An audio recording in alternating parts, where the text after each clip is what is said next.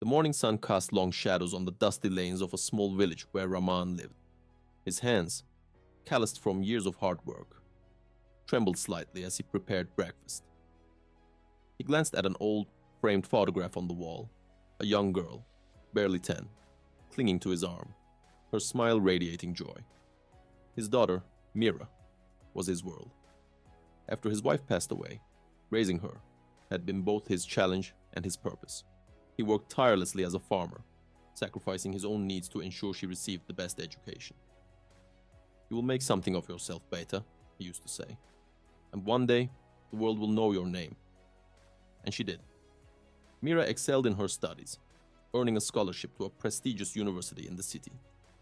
The day she left for college, Raman stood at the station, waving proudly, though his heart ached. He knew she needed to fly, even if it meant flying away from him.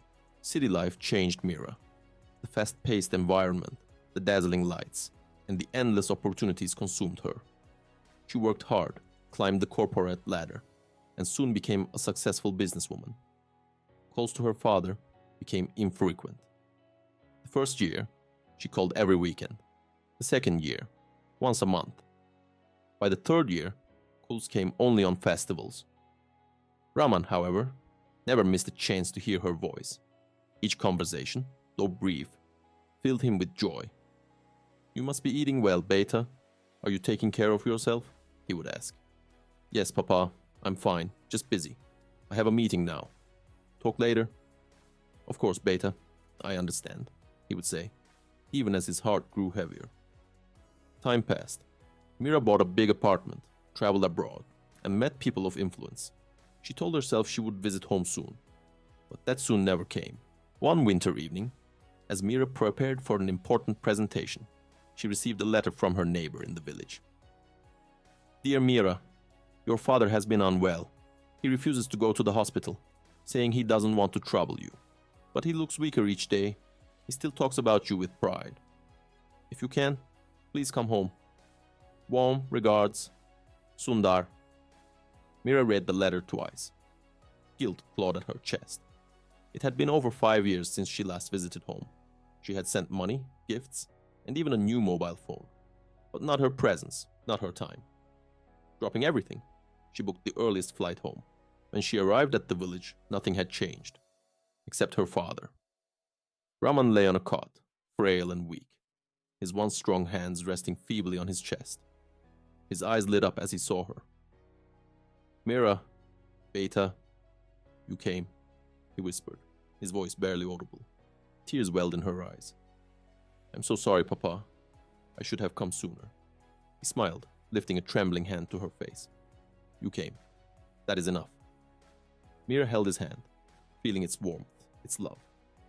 She looked around the small house and noticed the diary beside his bed.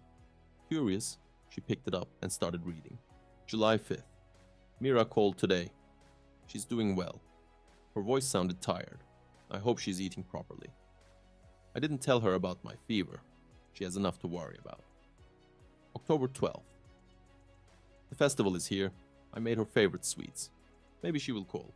She must be busy. She's an important person now. December 25th. Sundar says I should go to the hospital, but Meera might call and I don't want to miss it. What if today is the day she finds time? Tears blurred Meera's vision. Every page was filled with love, concern, and endless waiting. She had been running towards success, but her father had been running out of time. Meera spent the next days with her father, cooking for him, reading to him, and sitting beside him, listening to stories of their past. She promised never to let distance steal their bond again. One evening, as the sun painted the sky orange, Raman held her hand and whispered, "You have always been my greatest success, Beta." That night, he passed away peacefully. Meera held his diary close, vowing never to forget the lesson she had learned the hard way. Do like and subscribe this channel if you love your puppy.